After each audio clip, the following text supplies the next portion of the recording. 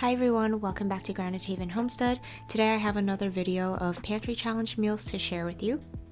First, I'm going to be making a deep dish pizza, and to start off with, I prepared the dough the night before, and I'll leave a link to the recipe I used. I'm pretty sure I've showed this recipe before, maybe last year during the pantry challenge, and I still really like this recipe. So I just mixed the dough together, followed the instructions, and it has actually been resting and rising overnight. The recipe says to put it in the refrigerator, but I just put it in our cool basement, which is at like 55 to 60 degrees, and then I'm bringing out our 8-inch cast iron skillet. I've put in a couple tablespoons of olive oil in there, and I'm going to turn my dough into the pan, spread it out to cover the bottom of the pan, and then flip it over so that both sides are coated in the oil.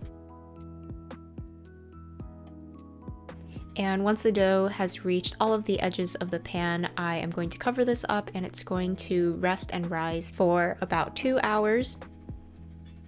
After that time, it's going to be really nice and puffy, and then I'm going to add the toppings. First off, I'm adding half of my cheese, which is going to be about a cup of shredded mozzarella. And putting the cheese before putting the sauce is going to create a nice barrier that is going to prevent the sauce from making the crust really soggy. And this is a pretty typical way to make deep dish pizza that makes it different from other types of pizza. So after I have that layer of cheese, I'm putting dollops of tomato sauce. This is a tomato sauce that I made recently. I think it was during Christmas, and I showed it in a video. So this tomato sauce has obviously tomatoes that were in my freezer from last year in the summer, and I had also added some shredded zucchini in there. So I'm using about a cup of sauce and adding that in big spoonfuls, and then adding the rest of my cheese on top of that.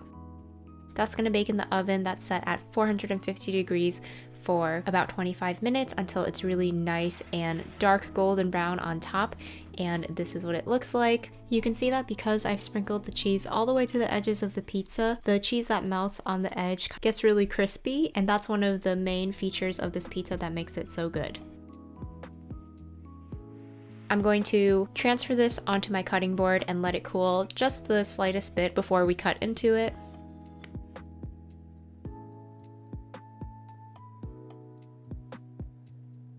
In the same cast iron pan, now that I've taken the pizza out and it's still hot, I'm going to put it on the stovetop and quickly stir fry up some vegetables. I put some more olive oil as well as some cayenne pepper flakes, and then I'm adding a bag of my frozen homegrown broccoli. This broccoli I had blanched and then frozen, and I really like the way it cooks up. It's not quite as good as fresh broccoli, but really close, and this homegrown broccoli is really amazing. So I'm just going to saute that up with some salt, pepper, and garlic powder until it's heated up all the way through and is starting to get some nice browned charred edges.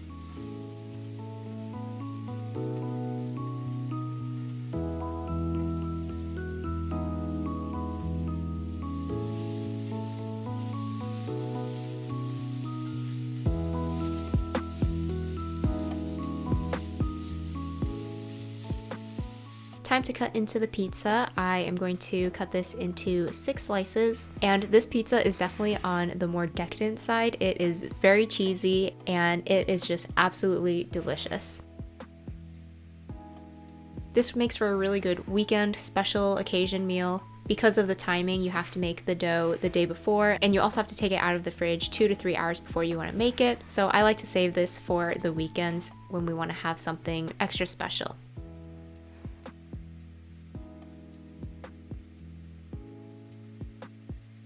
In addition to the broccoli I sauteed up, I also pulled out some pickled pepperoncinis. These are store-bought ones, but I really want to make some homemade ones one day. I have to figure out where I can get the seeds for these kinds of peppers. So maybe not this year, but hopefully the year after. I really want to grow and can some of these pepperoncinis. And that is the finished meal with our cheesy deep dish pan pizza, our homegrown sauteed broccoli, and some pickled pepperoncinis. Next, I made a cornbread stuffing along with some cranberry sauce, and this is a dish that I kind of made up to use up some leftover cornbread that I had in the fridge. This is some cornbread that I made last week when I made a big batch of chili, and I had some leftover that I wanted to use up. So first thing I'm going to do is just dice this cornbread up into smaller cubes. In a bowl, I have some frozen shredded zucchini that I've drained, and I'm going to add the cornbread cubes to this bowl. And I really just raided my pantry and my freezer for the rest of the ingredients that are gonna go in here, and I just picked out stuff that I thought would go well in this dish. So first thing I have are some dehydrated cherry tomatoes. I've just let those sit in some water for a little bit so that they can soften up and rehydrate. I'm going to cut those up into smaller pieces and add that in. Next, I also have 1 onion that I'm going to dice up.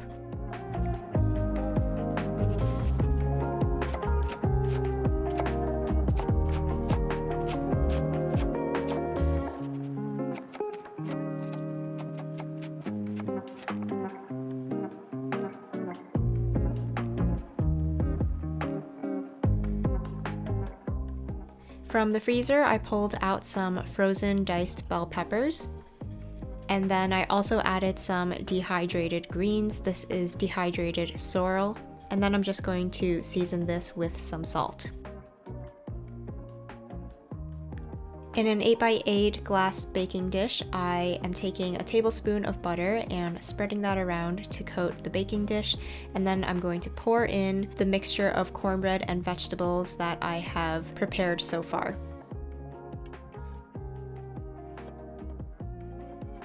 The ingredients in this casserole make it a little bit like a stuffing, but because the cornbread is sweeter, it definitely has a different kind of flavor to it. I think it might be weird if you make like really sweet cornbread, but I do usually cut the sugar by a bit in my cornbread so that it's not as sweet, so I think it worked out well for this dish. I think I still prefer a stuffing that is made with just normal bread so that it doesn't have a lot of sweetness, but I did think that this was a really fun way to use up cornbread and to just try out something new.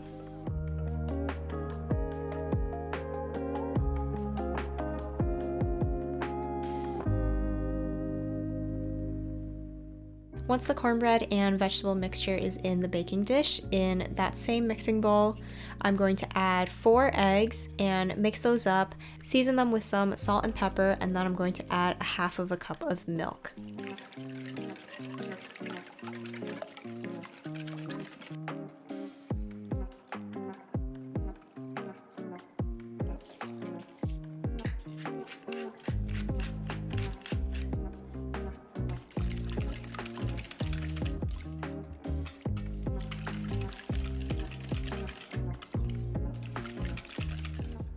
I'm going to pour this egg and milk mixture over my cornbread mixture, and this is going to help the casserole set up when we bake it, and it's going to end up to be sort of a mix between like a cornbread stuffing and a breakfast casserole. Lastly, I top this off with some shredded cheese, just a mix of a whole bunch of cheeses that I had in my fridge that I wanted to use up.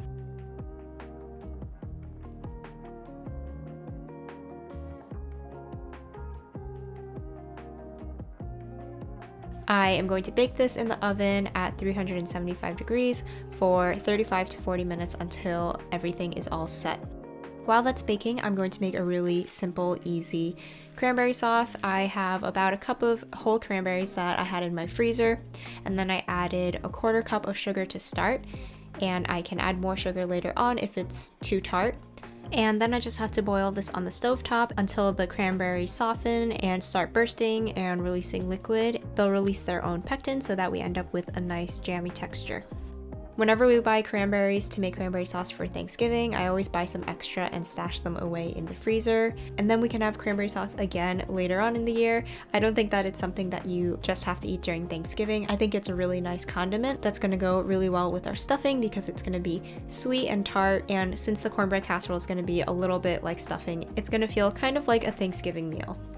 So for our finished meal, we had some of that cranberry sauce and then our finished casserole, and I also just had some store-bought meatballs in the freezer that I baked up as well to serve along with that. And this was a fun meal to put together. I was able to just go through my pantry and freezer and find a lot of things that I thought would go well in it, so it was kind of an experiment, and it's always really fun to just put things together and see how they're going to turn out and try out something new. Next, I made kimchi jiggae, which is a spicy kimchi stew. First off, I had some leftover pork chop bones from some pork chops that I cooked earlier in the week, and I just cut all the meat off of the bone so that I could use the bones for this recipe. I salted and peppered both sides of those bones, and in my pot I have a tablespoon of vegetable oil. I'm going to brown my pork chop bones for a few minutes on each side until each side has developed some nice browning and developed some flavor. And I'm using pork here, but you can also use beef for this recipe. I'm going to remove the browned pork chop bones and then add in 1 onion that I've sliced, as well as a few cloves of garlic that I have minced. And I'll let those saute for a few minutes to soften up. And then I'm going to add about a cup of kimchi. I had a few batches of kimchi in my fridge that I wanted to use up, so I kind of just like took the leftovers of whatever containers that I had and mixed them all up together here. And this is a really great recipe to use for any old, very fermented kimchi. Then I added about a quart or a quart and a half of anchovy kelp broth. And I actually haven't added any additional salt or pepper because the anchovy kelp broth is a little bit salty and the kimchi is also very well seasoned, so you might not need to add any extra salt to this soup. I'm going to add my browned pork chop bones back in, and I also had some dehydrated leek greens that I added in as well.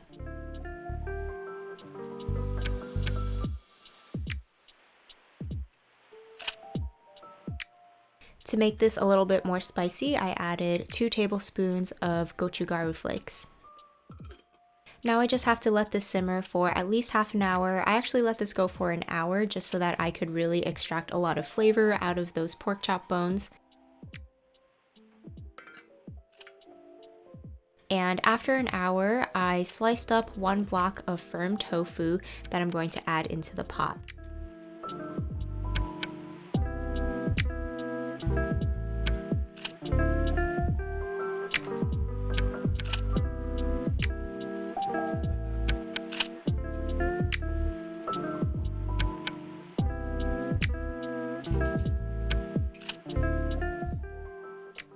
And then the tofu just has to heat up for a few minutes.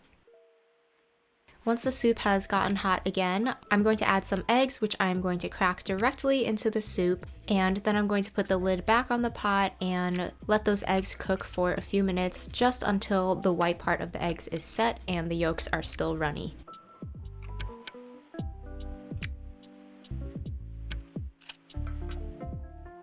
The finished soup has so much richness and it's very spicy and savory. The browned pork adds a really deep flavor and kind of makes its own broth as it stews with the rest of the ingredients. And boiling the kimchi for a long time kind of takes some of the sourness out of it, but still adds a lot of flavor.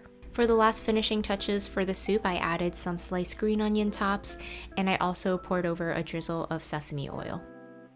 So that's the finished kimchi jjigae, and we've really been loving these spicy soups, especially for the winter. I had a few banchan dishes in the fridge that I served along with this, and one of my favorite parts of the soup is just that runny egg. Once you break into it, the runny yolks kind of mix into the rest of your soup, give it a really nice silkiness and creaminess, and makes it really rich.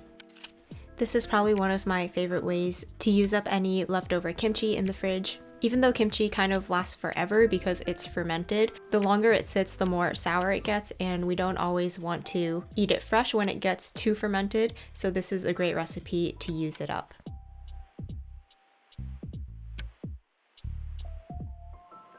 The last meal is going to be some really easy and delicious loaded black bean nachos. On my baking sheet that I've lined with parchment paper, I am pouring out a layer of tortilla chips. This is just going to be half the tortilla chips because I like to assemble my nachos in layers so that every layer gets a lot of the topping ingredients. And then I'm going to be adding some grated cheddar cheese on top of that. And then I also have some cooked beans. This is a mix of black beans and I think pinto or kidney beans. I'm not sure, I just pulled a container out of the freezer, and I made sure to drain those beans as well so that there's not a lot of extra liquid. And then I also sprinkled over some diced white onions on top. And then I'm just going to do another layer with the same exact order of ingredients. I'm doing another layer of chips, then cheese, beans, and then some onions. This way the chips at the bottom are not neglected and you don't end up with like all of these bare naked chips, and every bite is going to be delicious all the way through the layers of the nachos. This is definitely one of those meals that I know is not like the healthiest thing you can have, but when I don't want to cook and we just want something super fast, it's something I'm able to put together in like 5 minutes, and I can stick it in the oven and it doesn't even take that long to bake. You pretty much just have to heat up like the cheese and the beans and you're good to go. So it's one of those things that I try and reserve for like when I'm really in a rush or I'm feeling very lazy. And when it comes down to it, I mean, the meal still has fiber and protein from the beans, and we are also going to top it with some salsa, which counts as vegetables. So we can at least pretend to ourselves that it's not that bad. So after the nachos came out of the oven, you can see the cheese is all melted. I thought that it needed just a little bit more cheese, so I sprinkled some more cheddar cheese on top, and then I'm going to dollop over some of our homemade canned salsa as well. If I had some pickled jalapenos, I would also add this on top, but we had just finished ours last week with all the chili we were eating, so we'll have to go without it this time. I also had some lime wedges that we can squeeze on top to add a little bit of tartness, and I also sprinkled some shredded cilantro, which just makes it so beautiful and adds that little pop of green that this meal really needs.